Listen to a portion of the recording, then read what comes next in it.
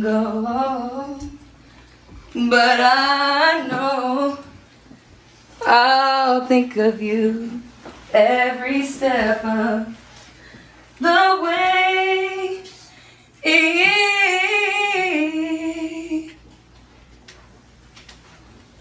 And I will always love you.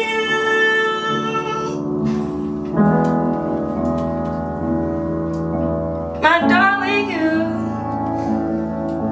Ooh. I'm sorry. I got ahead of myself. I thought I was by myself. But let me introduce ourselves. My name is Brittany Evans, and I am thank you, and I'm your storyteller and actress for the evening. This is Gerald, the lovely pianist and musician that I have with me today. So, I was singing that song because at CalArts, y'all, I would just walk down the hallways and sing that song like I was in Victorious, the TV show. But this was my first time at an art school, and I was like, oh, I'm free to express myself. I can do whatever I want to do. But I'm getting ahead of myself. Let me just start from the beginning. Like, why did I go to grad school in the first place? It all started on this December day in 2022 when my dear friend Daniel told me, he said, I'm thinking about going to grad school. You should too. Would you? And I was like, absolutely not. I'm not going. I'm not going back to school. I've done my time at Spelman. I'm done with school. And he said, but like, what do you have to lose? Just think about it. And I was like, okay. So I thought long and hard too. And I decided to call Miss Christie, my auntie and mentor. I said, Miss Christie, I'm thinking about auditioning for grad school. And guess what? The only school I'm auditioning for is Yale. I said it with the most confident smile on my face. And she said, I know you lying. I was like, no. And she was like, no, don't put all your eggs in one basket. Audition for URTAs. And I was like, what is URTAs? And she said, do your research. And I said, okay, I'll do my research. And when I did my research, I realized URTAs is a hub of theater programs, acting studios, classes that represent like 80 plus schools from around the country. And all the representatives come to Chicago or New York or LA to basically see actors who want to pursue their dreams in the arts. And I was like, okay, I guess I'll do that. So Daniel and I came into this very space and we practiced and practiced and practiced and practiced and practiced, monologue after monologue, to make sure we did our best to showcase what we had to offer. And then we were off to Yale.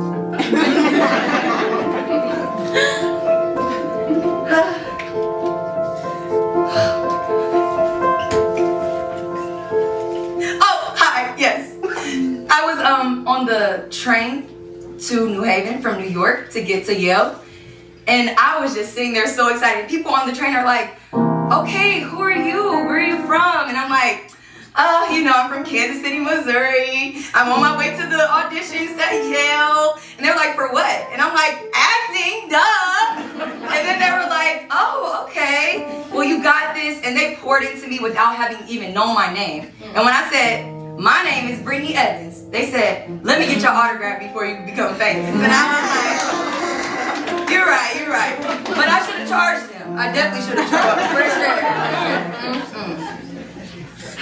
So then we make it to the Yale audition. And then that's when I saw a room full of people ready to showcase what they had to offer. And I was so excited. And I only saw like 3 black people out of 35. But I saw this girl who had an afro and some black booties, and I said, Black Power. Yeah. And we were picked in the same group. So then we made our way upstairs to where we were gonna audition, and y'all was so ready to blow them away. And I stood in front of a Yale voice professor, and I introduced myself. Hi, my name is Brittany Evans, and I will be performing Barbecue by Robert O'Hara portraying Marie. And she nodded her head, and I began.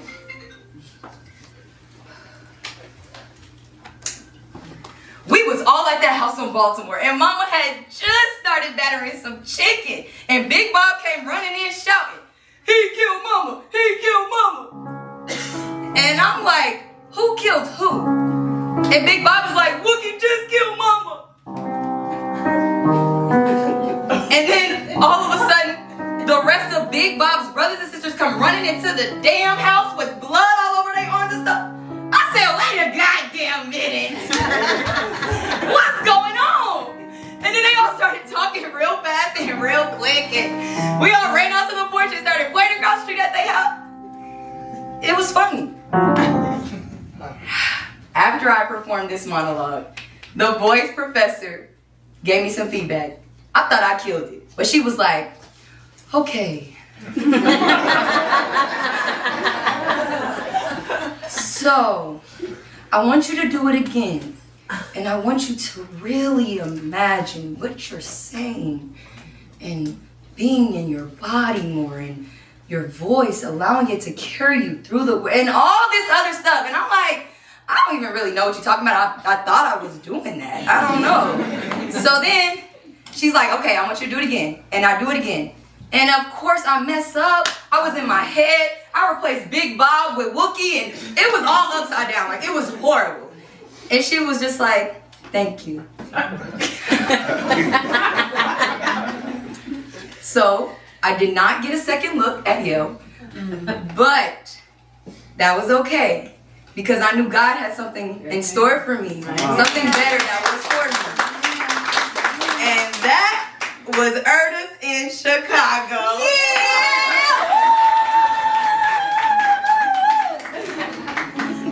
I remember this like it was yesterday. My twin sister Brooke, she picked me up. She picked me up from the airport the morning of the audition. And that was because I planned the day before to get there.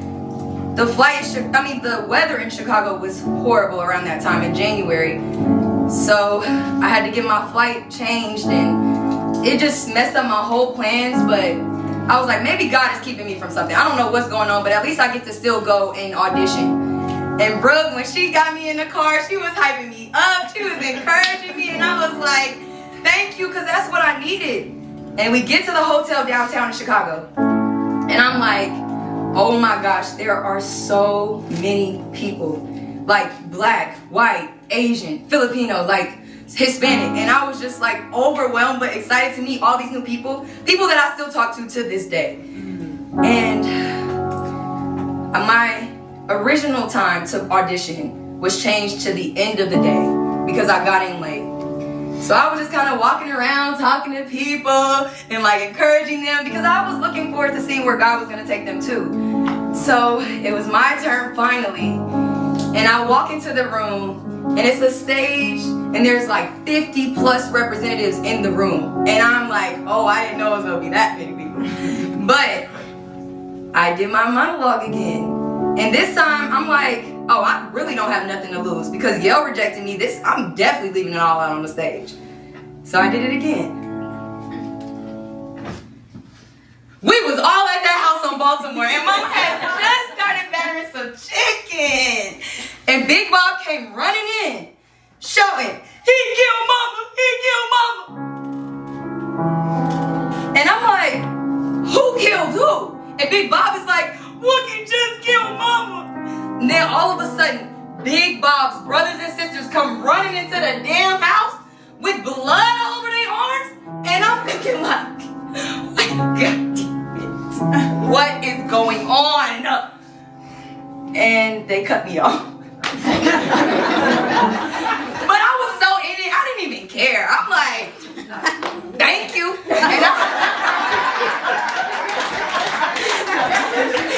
And I gave them a run for their money. And then I was just waiting and waiting to hear the callback email, because I'm like, oh yeah, it's time. And then I got it around 5 p.m. and I got 3 callbacks. And when I tell you, auditioning for Erdus for the first time, some people don't get callback at all. it was just like, I was overwhelmed. Like, oh wow, thank you, Lord, thank you. And my first callback was LSU, Louisiana State University. The second one was California Institute of the Arts, CalArts. And the third one was Indiana University, IU. And yeah, first up was LSU, the callback.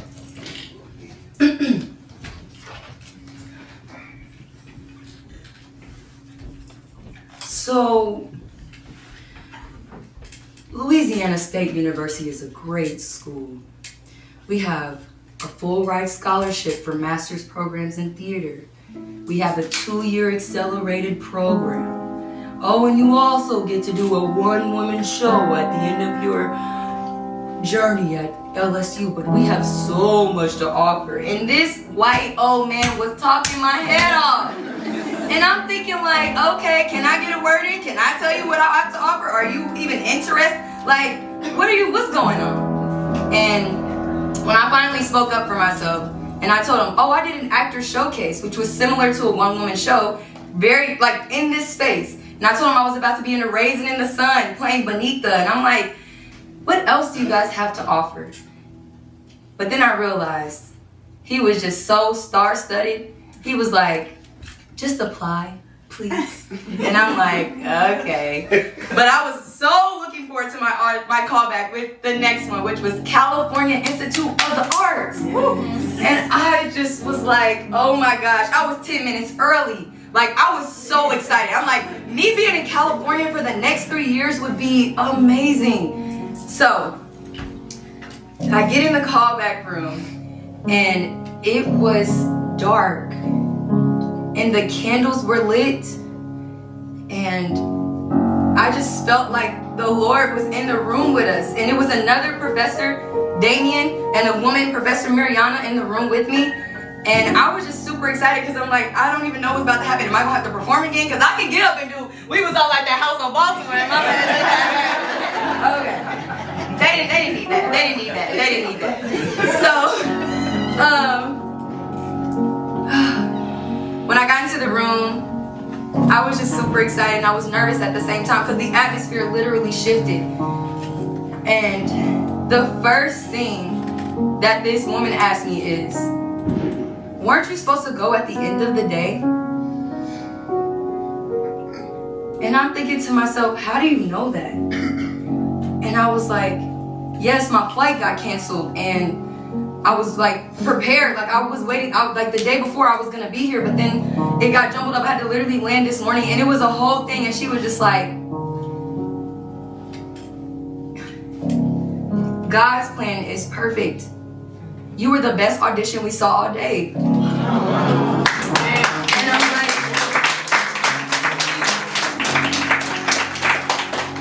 and I cried, of course, because I'm like, how did God make something seem? In my eyes, I wasn't in control, and I couldn't figure out why I had to come the day of auditions when I prepared. But hearing that was like, no, God is in control, and this is what was supposed to happen. So they literally said, how about you tell us what we can do for you, because we really would love to offer you a scholarship to go. And I literally was crying down, and I'm just like, Lord, thank you. I really want to write. I really want to direct. I want to produce my own pieces. I want to like put black people on. I want to make collaborative spaces for people to create and just feel safe. And like, I was just talking their heads off. And by the end of it, they were like, we would love to have you. And guess what I said? Yes.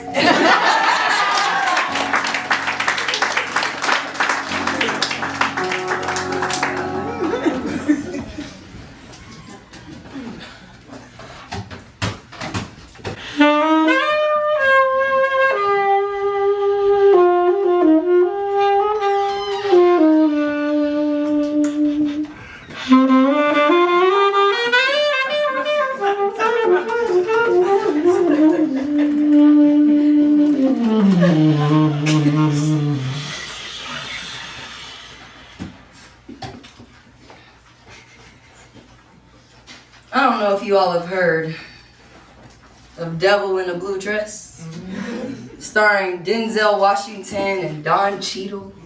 By the way, Don Cheadle graduated from CalArts. Thank you. I'll never forget. My professor in my first year, she introduced me to film noir, and I felt so inspired after seeing Denzel. I was like, I want to be that. And then I started to just practice and just really get into character. Film noir was the crime dramas that were very prevalent in the 1930s and 1940s and 1950s in Hollywood. They were producing them like crazy. Black and white filters, sensual women, and, you know, detective men that had something to hide. So did the women. You know? Anyone here a mage? Yep, great. Can you transmute that into some that water into a pipe of milk? Yes. No? Can you transmute it into a pint of whiskey? No? Okay. That's all right. You know, money isn't dirty, just people. You know, I don't ever confuse business with sentiment, unless it's extremely profitable, of course. Excuse me.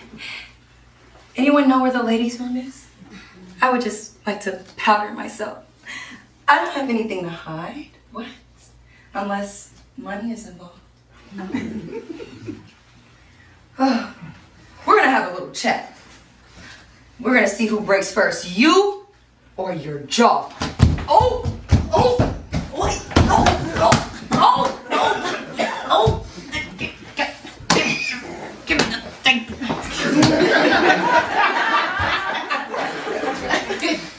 What y'all looking at? Ain't nothing here. I'm still as smooth as Denzel. Don't even get it twisted. Carry on.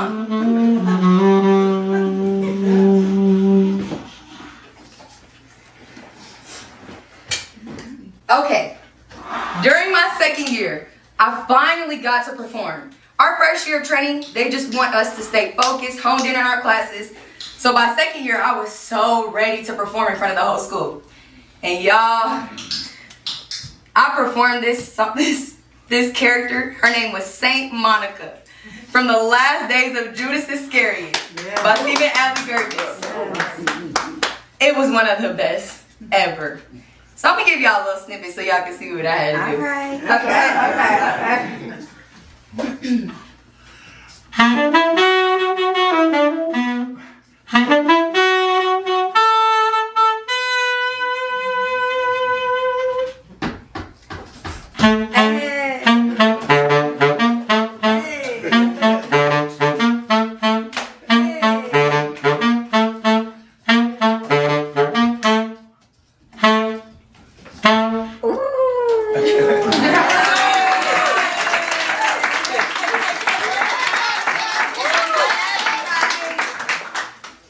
Thanks, boys. Hey, y'all. Hey. My name is Monica, better known to you mere mortals as Saint Monica. Yeah, that's right, Saint. As in, better not, don't get up in my grill because I'll mess you up. Because I'm a saint. And I got mad saintly connects, okay? You ever drove down Santa Monica Boulevard? You ever ate some sushis down the Santa Monica Pier? Well, that's my boulevard and my pier. And that's all I gotta say about that. Word to the wise, word is most definitely B-O-N-D, bond. Anyways, let me catch my breath.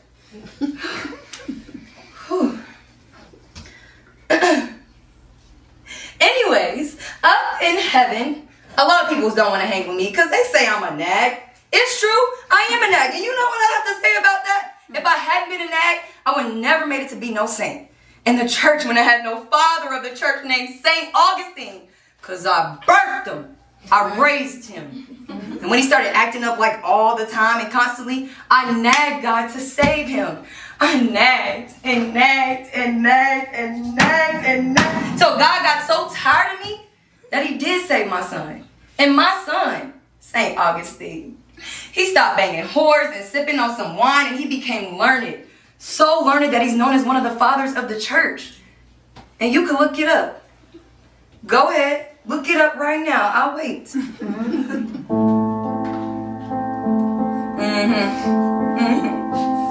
That was St. Monica. And y'all, she ate down. She ate down. Thank you. So when I first did that, my second year, it was so similar to how I felt. And I was just like, I want to challenge myself. Like, I want something that's going to have me nervous to perform. And that was a Shakespeare monologue. The Merchant of Venice by Shakespeare. And I played Portia.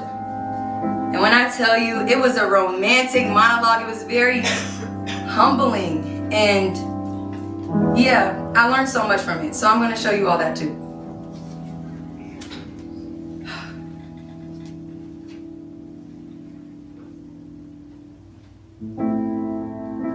You see me, Lord Bassanio, where I stand such as I am. Though, for myself alone, I would not be ambitious in my wish to wish myself much better, yet for you, I would be trebled 20 times myself, 1,000 times more fair, 10,000 times more rich, that only to stand high in your account. I might in virtues, beauties, livings, friends exceed account, but the full sum of me is sum of something which is an unlessoned girl, unschooled, unpracticed, happy in this. She is not yet so old, but she can learn. Happier than this, she is not bred so dull, but she can learn. Happiest of all is that her gentle spirit commits itself to yours, to be directed as her governor, her lord, her king. Myself and what is mine, to you and yours is now converted. But now I was lord of this fair mansion, master of my servants, queen or myself. But now, even now, this house, these servants, this same myself are yours, my Lord. I give them with this ring, which when you part from, lose or give away, let it presage the ruin of your love and be my vantage point to exclaim on you. Thank you.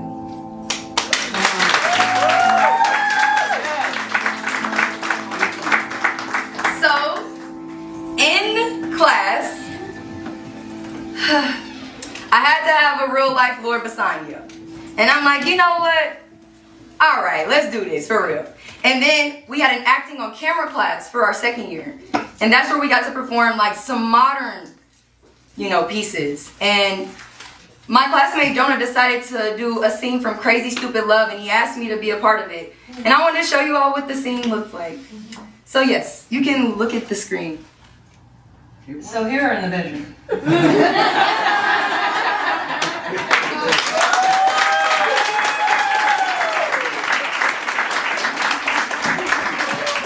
Thank y'all for watching. Okay, so let's backtrack.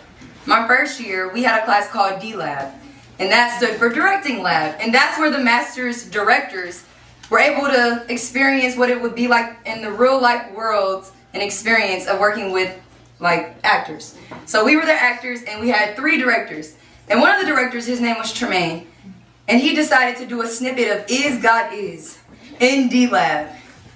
And he asked me to be a part of it. He wanted me to be the role She, which was the mom. Now, I don't know if you all have seen Is God Is in the movie theaters, but it's written by Alicia Harris. And she also graduated from CalArts in the writing program. Ooh. So it was just such an honor to be chosen for that role. And when we did it in D-Lab, it was an all-black cast. And it was like so magical.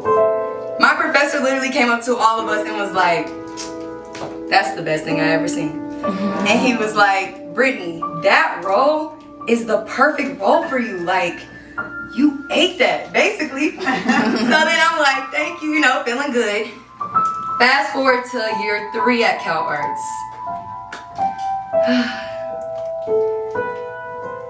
Really, during my second year, my professors were concerned about my voice, and because of the raspiness, they just didn't want to, they wanted to be sure that I wasn't hurting my voice. And I was like, no, I'm fine. Like, you know, maybe be some college choices that I did, but like, I'm fine. And they were like, okay, well, can you please go see an ENT doctor just in case. So that summer, I put it off so long, and I went the summer before my last year, and the doctor said, I have vocal nodules. And those are bumps on my vocal cords that prevent me from fully closing my vocal cords in my throat. So the reason why I have these bumps is because of overuse or misuse of my voice, and it's just I wasn't properly using it.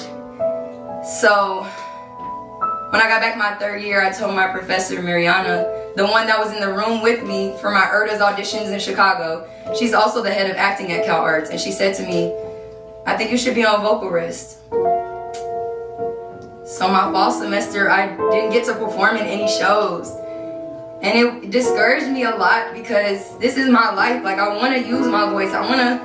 But she said, well, if you heal your voice, you'll be fine. Like, we just want to make sure that you do the work now, so you don't have to pay for it later. And of course, the director, Tremaine, did Is God Is, the full production of it. And I wasn't able to be a part of it, and I was so sad.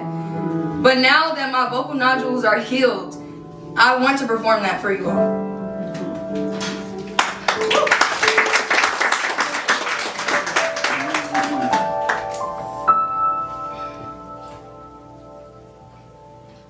I'll tell you, it was a regular day.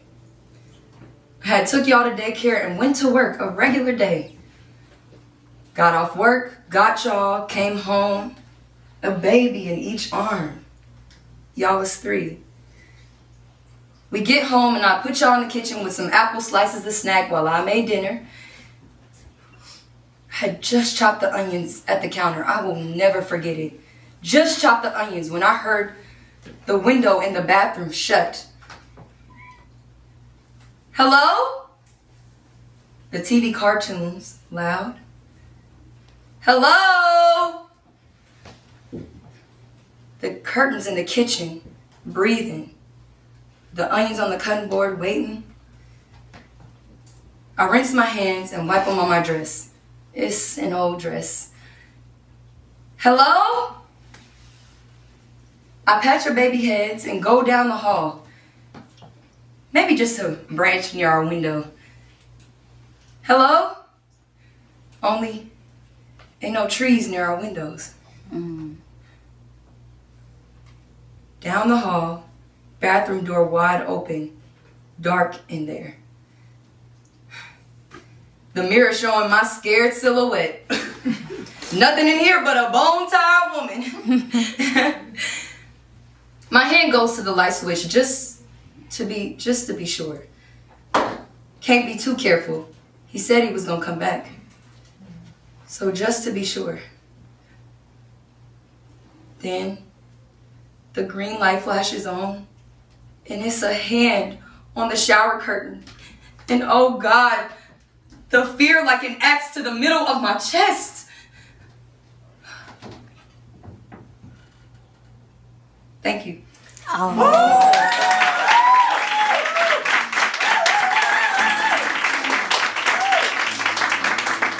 I just want to say thank you so much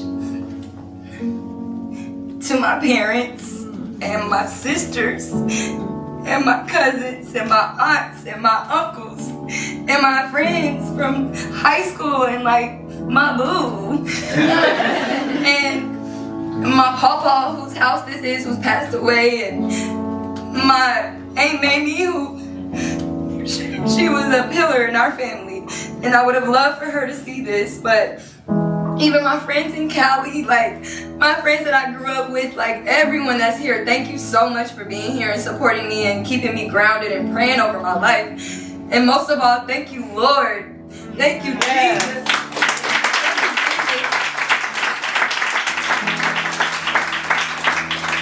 Without Jesus Christ, our Lord and Savior, I would not be here. Being able to perform and do what I do, to have the gifts that God has given me. So I'm so grateful for Him. in his life. He is still alive. But yeah, I just want to say thank you, and this song is for you.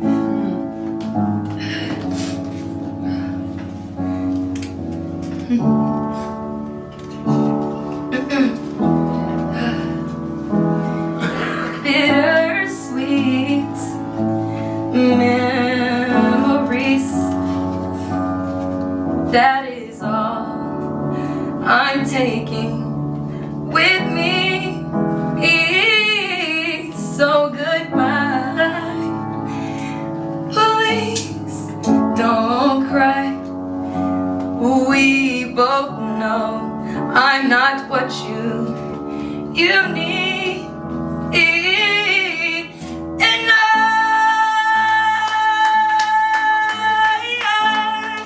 will always love you.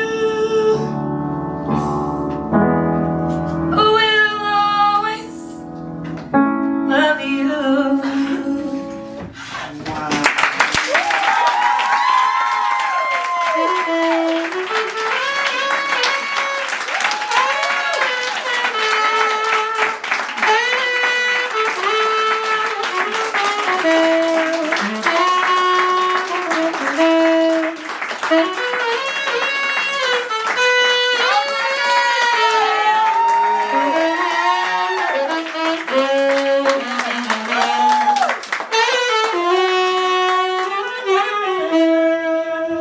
Thank y'all.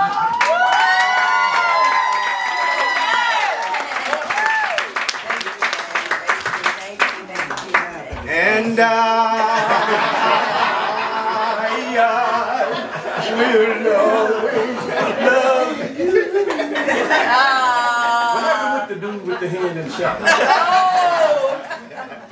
He burned the house down with them in it, with the kids and the mom. Oh, thank you for that. Well, I said I wasn't gonna cry, and I did. Well, I'm proud of you, Brittany, and I'm not gonna cry. Okay. But I'm proud of you because you know you went away to California by yourself. You know, and that's halfway across the world when it feels like you live in Kansas City. And it did feel good for a little bit. We didn't have to hear you. And It wasn't good. I didn't say it wasn't good. I said I was hoping you'd come up with another song. No, I love you and congratulations. Thank you, Daddy. Thank you so much. Thank you, thank you, thank you. Oh my goodness. I am so proud of you. You know, this is, I don't know if there are any parents out there whose child wants to go into the arts and you didn't really grow up like that. You know, when I went to college, it was, you gotta go get you a job that you can, you know, immediately get out of college and have a job and you making good money, you know. And so Brittany, since she was a baby, she always wanted to stay awake, didn't want to miss nothing. They're missing out. Yep. And as she got older, she would always want to be in front of the camera. And we'd always say, Brittany, move over, let Brooke get some airtime. And she'd be like, oh, okay. And sure enough, she'd creep back in the front and take over the show. But she's always wanted to be in front of a camera. She always wanted to be in front of people. And it was hard for me to understand that transition when she was in college. And she was like, Mom, I think I want to go in the theater. And I'm like, okay. Keep that math degree though. Maybe you can do a double major or something. But I've learned that it is so important to let your kids follow their passion. It really, really, really is. Because it's their life. It's not ours. And so that was a good lesson for me. And I often tell other parents who come to me and say, can you believe she thinks she want to go and study music? And I'm like, I can see it. That was me. But it's so important for your children to follow their passion, because when they're passionate about what they want to do, they're going to kill it every single time. So I encourage any of you who are going through or experiencing that, just look at what she has accomplished over the years. We are so proud of you. You are in your element. We know we're gonna see Brittany Ann on the stars down in LA and Hollywood. We're gonna see all of that. We're so grateful that we got a chance to see it first. Yes. So keep following your dreams. We got your back. All of us. All of us. We got your back. And I love you so much. I love you.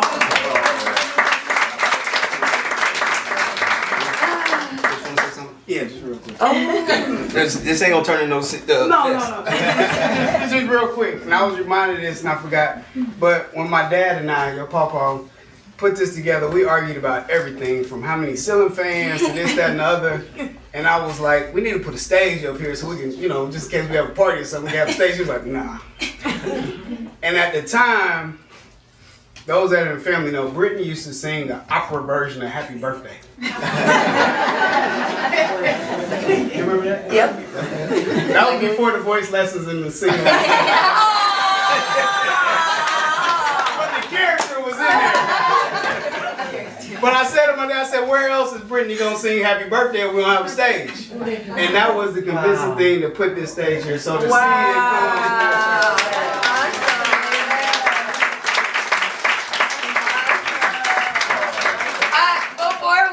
Stage, I did want to say thank you, Gerald, and I want him to bow because we've been practicing.